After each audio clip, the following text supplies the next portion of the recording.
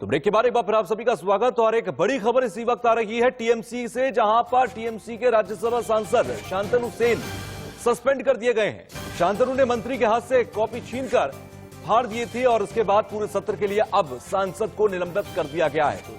अब निलंबित रहेंगे टीएमसी सांसद शांतनु सेन पर सख्त एक्शन लिया गया है। और टीएमसी के राज्यसभा सांसद हैं शांतनु सेन, जो कि अब सस्पेंड कर दिए गए हैं। शांतनु ने मंत्री के हाथ से कॉपी छीनकर फाड़ दी थी। आपको बता दें कि अश्विनी वैष्णव उस वक्त अपना भाषण पढ़ रहे थे, अपना जवाब दाखिल करा रहे थे उस वक्त, और राज्यसभा में उसी वक्त की ये तस्वीर आपको अब दिखा रहे हैं जब शांतनु ने कॉपी छीनकर फाड़कर और अध्यक्ष की तरफ उछाल दी थी। तो आपको बता दें कि टीएमसी सांसद शांतनु सेन पर सख्त एक्शन लेते हुए उन्हें पूरे सत्र के लिए, यानी कि मानसून सत्र के पूरे सत्र के लिए, पूरी अवधि के लिए सस्पेंड कर दिया गया है।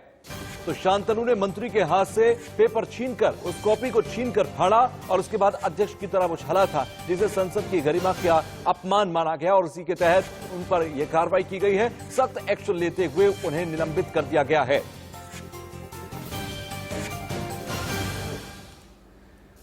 चलिए अब आगे बढ़ते हैं एक और बड़ी खबर की तरफ। 2 साल के बाद अब साथ नजर आए सिद्धू और अमरिंदर। आज सिद्धू संभालेंगे पंजाब कांग्रेस की कमान और पिछले 2 साल से सिद्धू और कैप्टन में अनबन चल रही थी, दोनों के बीच दरार थी, लेकिन उसके बाद अब जाकर दोनों के मिलने की तस्वीर आप एक साथ देख लीजिए। ये तस्वीर 2 साल के इंतजार के बाद आई है, कांग्रेस की मजबूती की या फिर ताकत बढ़ने की आप यहां पर तस्वीर कह सकते हैं, क्योंकि अब चुनाव बेहद करीब है और ऐसे में ये दोनों जो अलग अलग जा रहे थे, अब उन दोनों के एक साथ आने की तस्वीर है। हालांकि दिल्ली को दखल देना पड़ा, लेकिन इन दोनों के साथ आने की तस्वीर कांग्रेस के प्रदेश इकाई को जरूर सुकून भरी होगी। हालांकि इसमें हरीश रावत की एक बड़ी भूमिका बताई जा रही है कि हरीश रावत ने दोनों को एक करने में एक बड़ी भूमिका अदा की है। कांग्रेस के प्रदेश प्रभारी भी हैं हरीश रावत, तो उन्होंने अपनी भूमिका को अदा किया। फिलहाल कैप्टन और नवजोत सिंह सिद्धू के मिलने की तस्वीर आप देख लीजिए। अभी कुछ ही दिनों पहले की आपको तमाम बातें याद होंगी जब एक दूसरे पर छींटाकशी कर रहे थे और जब नवजोत सिंह सिद्धू को प्रदेश कांग्रेस अध्यक्ष की कुर्सी दे दी गई, ऐलान कर दिया गया, उसके बाद भी कैप्टन काफी नाराज थे। उन्होंने कहा था कि जब तक सिद्धू माफी नहीं मांगेंगे वो उनसे मुलाकात नहीं करेंगे, लेकिन उसके बावजूद हरीश रावत ने कई मर्तबा समझाया, नवजोत सिंह सिद्धू ने 2 बार आमंत्रण पत्र भेजा, तब जाकर कैप्टन माने और कैप्टन पहुंचे। तो ये तस्वीर जो आपके सामने है, ये तस्वीर सामने आई है, ये तस्वीर बेहद मायने रखती है, अहम है, क्योंकि तमाम जो विपक्षी दल थे उनको ये लग रहा था कि कांग्रेस में कहीं ना कहीं फूट है, तो चुनावों के दौरान इसका फायदा उन लोगों को मिलेगा, लेकिन उन सब के लिए ये चिंता बढ़ाने वाली तस्वीर है, कांग्रेस के लिए राहत भरी तस्वीर है। और अब सीधे तौर पर एक्सक्लूसिव तस्वीर जो आप देख रहे हैं, इसमें नवजोत सिंह सिद्धू और कैप्टन के बीच की दरार को खत्म होता हुआ भी आप देख रहे हैं। लेकिन इस दरार को खत्म करने वाला वो शख्स बेहद बराबर में बैठा हुआ है। आप देखेंगे हरीश रावत की तस्वीर को, हरीश रावत ने इसमें एक महत्वपूर्ण और अहम भूमिका अदा की है। तो नवजोत के सर आज ताज सजने जा रहा है। कैप्टन अमरिंदर दोनों वहां पर पहुंचे। आपको बता दें कि कैप्टन अमरिंदर भी उनसे मुलाकात, अभी ये जो तस्वीर आप देख रहे हैं उसमें करते हुए आपको नजर आ रहे हैं। तो ये अच्छी तस्वीर कह सकते हैं, एक राहत भरी तस्वीर कांग्रेस के लिए कह सकते हैं। चलिए अब खबरों में आगे बढ़ते हैं। चीन को अब पाकिस्तान पर भरोसा नहीं रहा। आपको बता दें कि पाकिस्तान के सीपीईसी परियोजना में काम करने वाले चीन के कर्मचारी और इंजीनियर को हथियार लेकर काम करना पड़ता है। आप इस बात से यह अंदाजा लगा सकते हैं कि पाकिस्तान में काम करने वाले दूसरे देशों के कर्मचारियों को पाकिस्तान सुरक्षा तक नहीं दे सकता। इंडिया न्यूज के पास एक एक्सक्लूसिव तस्वीर है जो आप देख रहे हैं। ये पाकिस्तान में पनप रहे आतंक की चीख चीख कर गवाही दे रही है। दरअसल इसके पीछे वजह यह है कि 14 जुलाई 2021 को खैबर पख्तूनख्वा में चीनी इंजीनियर्स को ले जा रही एक बस पर हमला किया गया था, जिसमें 9 चीन के कर्मचारियों की मौत हो गई थी। और इस तस्वीर को आप देखिए, ये सीपीईसी परियोजना से जुड़ी एक तस्वीर है जहां पर एक इंजीनियर कर्मचारी अपनी सुरक्षा खुद कर रहा है। आप देखिए उसके हाथ में हथियार है और दूसरे हाथ से वो अपने काम को कर रहा है। तो ये पाकिस्तान का वो स्याह सच है कि पाकिस्तान अपने यहां काम करने वाले दूसरे देश से आए हुए तमाम लोगों को सुरक्षा नहीं दे पाता। यहां तक कि चीन तक को वो सुरक्षा नहीं दे पा रहा। चीनियों को खुद पाकिस्तान में अपनी सुरक्षा करनी पड़ रही है। ये सबसे बड़ी तस्वीर है पाकिस्तान की, उस स्याह सच को बाहर लाने वाली कि किस तरीके से पाकिस्तान की अपने ही देश के अंदर आंतरिक सुरक्षा के मामले में कितना पिछड़ा हुआ है।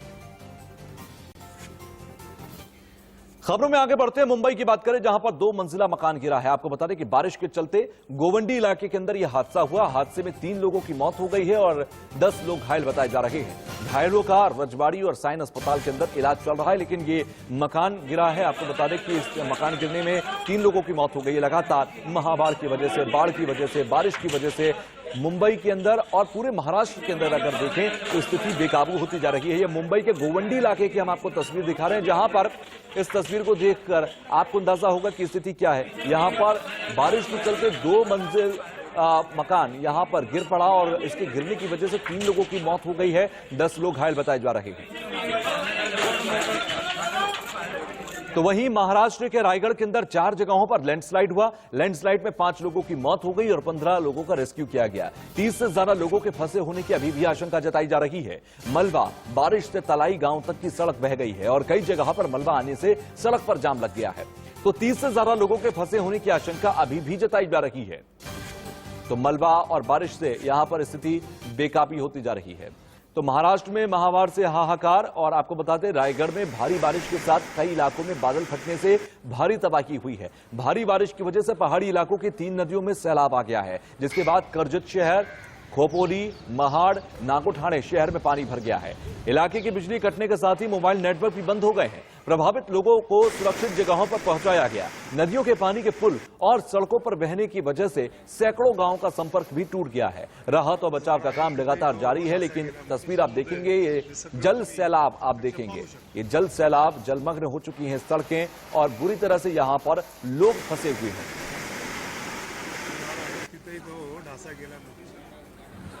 तो बारिश से जनजीवन पूरी तरह अस्त व्यस्त है। सैकड़ों गांव के अंदर पानी घुस चुका है। वहीं महाराष्ट्र के कोल्हापुर में एक बस सैलाब में फंस गई, जिससे बस में सवार 25 लोगों की जान आफत में आ गई। आपको बता रहे हादसा देर रात करीब 3 बजे हुआ। जानकारी मिलने के बाद राहत और बचाव का काम शुरू किया गया। तो 25 लोग उस वक्त इस बस में सवार थे जिस वक्त इस बस में पानी भरना शुरू हुआ। देखते ही देखते पानी का लेवल बढ़ता जा रहा था। इसी दौरान राहत बचाव कार्य के लिए टीम्स वहां पर पहुंची और इन 25 लोगों को रेस्क्यू किया गया। लेकिन ये तस्वीरें ये बयां करती हैं कि महाराष्ट्र इस वक्त किस बड़े संकट से, जल संकट से गुजर रहा है। 25 लोगों की यहां पर सांसें अटकी हुई थी। तो महाराष्ट्र के कोल्हापुर में किस तरह से बाढ़ के चलते जनजीवन अस्त व्यस्त है, उसकी तस्वीर को आप देखिए। इस पानी के बहाव को आप देखिए। ये पानी का बहाव आपको साफ तौर पर बताएगा कि किस तरह से जब शहर और गांव के अंदर घुसेगा तो ये कितने बड़े स्तर पर जमीन में कटाव लेकर आएगा, जिससे कि मकान गिर सकते हैं, जिससे कि खेती की जमीन बर्बाद हो सकती है, फसलें बर्बाद हो सकती हैं, लोग फंस सकते हैं, जाने जा सकती हैं। तो महाराष्ट्र में ये हाहाकार जल संकट। तो महाराष्ट्र के चिपलून के अंदर भी बाढ़ के हालात इतने भयानक हैं कि लोग अपने ही घर में बंधक बने हुए हैं। लोगों के घर डूब चुके हैं। बचने के लिए लोगों ने मकान की छत पर शरण ली हुई है, जो आप तस्वीरों में देख रहे हैं, और मकान की छतों से ही उनको रेस्क्यू किया जा रहा है। क्योंकि पहली मंजिल का अगर आप जिक्र करेंगे तो पहली मंजिल पूरी तरह से यहां पर पानी में डूब चुकी है। तो चिपलून की ये दूसरी तस्वीर भी आप देखिए, कैसे सैलाब के आगे इंसान बेबस हो गया। सड़कें दरिया बन चुकी हैं। भारी भरकम गाड़ियां कैसे तिनकों की तरह बहती नजर आ रही हैं। इस गाड़ी को आप देखिए, ये तिनके की तरह इस जल सैलाब में बहती हुई नजर आ रही है। इससे आप अंदाजा लगा सकते हैं कि पानी का बहाव कितना तेज होगा। अगर एक गाड़ी इसमें आराम से बह सकती है तो फिर वहां पर मौजूद लोगों का हाल क्या होगा।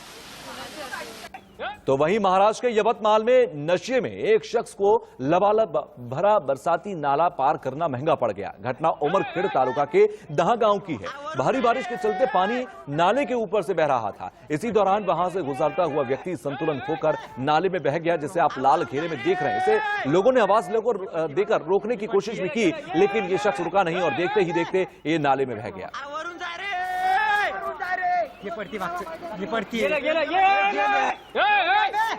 ये महाराष्ट्र के यवतमाल की तस्वीर थी। अब कोरोना के बाद महाराष्ट्र अब मानसून की मार को झेल रहा है, इससे परेशान है। राज्य के कोंकण के अंदर क्षेत्र में पिछले कुछ दिनों से हो रही लगातार बारिश के चलते रायगढ़ के अलावा सबसे ज्यादा रत्नागिरी में कोहराम मचा हुआ है। यहां नदियों और डैम के ओवरफ्लो होने की वजह से चिपलून शहर बाढ़ के पानी में डूब चुका है। यहां शहर और गलियों के अंदर कई फीट तक पानी भर चुका है। रेलवे ट्रैक से लेकर बस स्टैंड, घरों से लेकर सड़कों पर पानी लबालब है। वहीं चिपलून बस स्टैंड में खड़ी बसों की सिर्फ छत दिखाई दे रही है। घरों का सामान पानी में तैर रहा है। सड़कों पर खड़ी कारें जल समाधि ले चुकी हैं। वहीं इस रूट से गुजरने वाली ट्रेनों में भी 6000 से ज्यादा लोग पानी में फंस गए। वहीं करीब 2 लाख से ज्यादा लोग अपने घरों में फंसे हुए हैं। तो ये 2 अलग अलग तस्वीर आप रत्नागिरी की देखिए। इन दोनों तस्वीरों को देखकर आपको समझ में आएगा कि किस स्तर का पानी यहां पर भरा हुआ है। क्योंकि आप जो गाड़ियां देख रहे हैं, गाड़ियों की सिर्फ आपको छत चमकेंगी, यानी कि पहली मंजिल तक यहां पर पानी भरा हुआ है और जो तमाम लोग हैं वो फंसे हुए हैं बुरी तरह से यहां पर। तो पहली तस्वीर आप रत्नागिरी की देख रहे हैं। अब ये दूसरी तस्वीर जो आप देख रहे हैं, ये दूसरी तस्वीर कोंकण की है। तो यहां पर कोंकण में 6000 लोग फंसे हुए हैं। लगातार रेस्क्यू टीम्स उनको रेस्क्यू करने की कोशिश कर रही हैं। जगह जगह पर, छतों पर या तमाम अलग ऊंची जगहों पर कोंकण में लोग फंसे हुए हैं। लगभग इनकी संख्या 6000 के आसपास बताई जा रही है। तो महाराष्ट्र के पुणे में 12 ज्योतिर्लिंग में से एक मशहूर भीमाशंकर ज्योतिर्लिंग मंदिर में भी बाढ़ का पानी घुस गया। मंदिर के गर्भगृह सहित मंदिर के बाहर बाढ़ जैसे हालात हो गए हैं। इन तस्वीरों में आप देखेंगे कि किस तरह से वहां पर मंदिर के अंदर ये जल सैलाब है। महाबलेश्वर में और भीमाशंकर मंदिर की ये जो तस्वीर पुणे से आप देख रहे हैं, ये देखिए आप, ये गर्भगृह की हम आपको तस्वीर दिखा रहे हैं। गर्भगृह में आप देखिए कि किस तरह से ये पानी भर चुका है, बाढ़ का पानी भर चुका है और बाढ़ का पानी भरने की वजह से यहां पर मंदिर के अंदर पानी पूरी तरह भर चुका है और जो शिवलिंग है वो शिवलिंग पर भी बाढ़ का पानी आ चुका है। तो अब महाराष्ट्र के सतारा की तस्वीरें देखिए, कैसे भारी बारिश के बाद ये शहर तालाब में तब्दील हो गया है। इस तस्वीर को आप देखिए, ये कोई तालाब की तस्वीर नहीं देख रहे हैं आप, ये एक सड़क हो सकती है, ये जमीन हो सकती है, किसी का खेत हो सकता है, लेकिन अभी ये तालाब में तब्दील हो चुका है क्योंकि महाराष्ट्र के सतारा में भी बाढ़ ने कहर बरपाया हुआ है। लगातार बारिश की वजह से, लगातार मानसून की वजह से यहां पर पानी काफी भर चुका है, फसलें बर्बाद हो चुकी हैं और जमीन में काफी कटान देखा जा रहा है, जिसकी वजह से कई मकान भी ढहने के कगार पर आ चुके हैं। तो सड़कों पर पानी भरा हुआ है, घर गाड़ियां पानी में बह चुकी हैं। तो वहीं महाराष्ट्र के अकोला के अंदर बाढ़ के हालात कैसे हैं वो भी आप देख लीजिए। महाराष्ट्र के ये अकोला की तस्वीर है जहां पर बाढ़ की वजह से हालात बेकाबू हैं। रेस्क्यू टीम्स को आप रेस्क्यू करते हुए भी देख रहे होंगे, लेकिन इसके बावजूद भी कई लोग यहां पर फंसे हुए हैं। यहां लोगों के फंसे होने की आप तस्वीर देखिए। तो एनडीआरएफ की टीम लगातार राहत और बचाव कार्य में जुटी हुई है। एक एक कर लोगों को वहां से निकाला जा रहा है, लेकिन इस दौरान एक बड़ी संख्या है वहां पर लोगों के फंसे होने की। कोई छत पर है छिपा हुआ, कोई किसी ऊंची जगह पर छिपा हुआ है, तो उन सबको वहां से रेस्क्यू कर सुरक्षित जगहों पर ले जाया जा रहा है। लेकिन ये आप तस्वीर देखिए किस तरीके से तेज बहाव वहां पर है। अगर पानी को यहां पर पार करने की कोई कोशिश करे तो फिर वो तेज बहाव के साथ बह जाता है। ये सबसे बड़ा खतरा इस वक्त यहां पर है। तो इसी के साथ वक्त तो चला एक छोटे से ब्रेक का, लेकिन ब्रेक पर जाएं उससे पहले नजर डाल लेते हैं हेडलाइन। तो ब्रेक के बाद एक बार फिर आप सभी का स्वागत। आज से खेलों का महाकुंभ शुरू हो रहा है और ऐसे में कोरोना के खतरे के बीच भारत अपना दम भी दिखाएगा। आज महिला तीरंदाजी में अपना दम दिखाता नजर आएगा भारत। और दूसरी तरफ आपको बता दें कि इस खेलों के महाकुंभ में एक तरफ कोरोना का खतरा है तो दूसरी तरफ भारत अपना दम दिखाता नजर आएगा। नमस्कार, हमारी खास पेशकश हम भी हैं होड़ में आपका स्वागत है। मैं हूं मनोज जोशी। आज बात उस भारतीय महिला वेटलिफ्टर की जिन पर 140 करोड़ भारतीयों की उम्मीदों का बोझ है। जी हम बात कर रहे हैं मीराबाई चानू की, जो 49 किलोग्राम वर्ग में टोक्यो में चुनौती रखने जा रही हैं, जो कॉमनवेल्थ गेम्स की स्वर्ण पदक विजेता हैं, वर्ल्ड चैंपियन भी रह चुकी हैं और वर्ल्ड रैंकिंग है उनकी नंबर 2। और अगर हम उनके प्रदर्शन का आकलन करें उससे पहले रियो ओलंपिक के जो मेडलिस्ट हैं उनके बारे में एक आकलन कर लेते हैं कि रियो में क्या प्रदर्शन था। मीराबाई चानू ने भी उसमें शिरकत की थी, उनका ये दूसरा ओलंपिक है। अगर आप देखेंगे तो सोपिता तानासन थाईलैंड की पहले स्थान पर 200 किलोग्राम उन्होंने वजन उठाया है, ये 92 किलोग्राम स्नैच में और क्लीन एंड जर्क में 108। उसके बाद अगर आप देखेंगे इंडोनेशिया की वायुनी, ये भी इस बार मौजूद नहीं होंगी, स्वर्ण पदक विजेता भी इस बार मौजूद नहीं होंगी।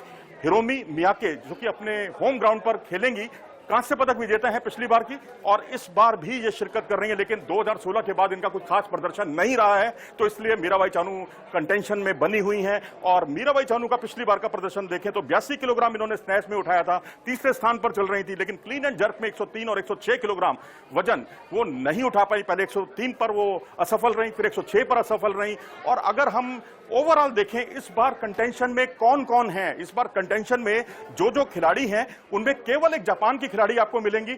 और अगर हम देखें तो चीन की वर्ल्ड चैंपियन है, जिनका पर्सनल बेस्ट आप देख सकते हैं, हाउ जी की बात कर रहा हूं मैं। ये स्वर्ण पदक की प्रबल दावेदार है, 213 किलोग्राम इन्होंने वजन उठाया है। हिरोमी मियाके, इनका प्रदर्शन कोई बहुत उत्साहवर्धक नहीं रहा है रियो ओलंपिक खेलों के बाद। जॉर्डन बेला क्रूज की बात करें अमेरिका की, ये भी मेडल कंटेंशन में है, इनका वजन भी जो है अगर देखें तो मीराबाई चानू से कुछ वजन ज्यादा उठा रही हैं। लेकिन क्लीन एंड जर्क में मीराबाई चानू के नाम एशियन चैंपियनशिप के दौरान बनाया हुआ एक वर्ल्ड रिकॉर्ड कायम है, जो क्लीन एंड जर्क में उन्होंने उठाया, कुल मिलाकर 119 किलोग्राम वजन उठाया था। स्नैच में मामूली सा सुधार कर लेती हैं तो निश्चित तौर पर जॉर्डन बेला क्रूज को पीछे छोड़ने में कामयाब हो पाएंगी। तो 24 तारीख का मुकाबला याद कीजिए, ध्यान रखिएगा, 24 तारीख पिछला ओलंपिक याद कीजिए जब भारत को पहले पदक के लिए तकरीबन 13-14 दिन इंतजार करना पड़ा था। इस बार शायद ऐसा ना हो, क्योंकि इस बार 23 तारीख को ओपनिंग सेरेमनी है, 24 तारीख को मुकाबले होंगे वेट लिफ्टिंग के, और वेट लिफ्टिंग के दिन ही आपको बहुत संभव है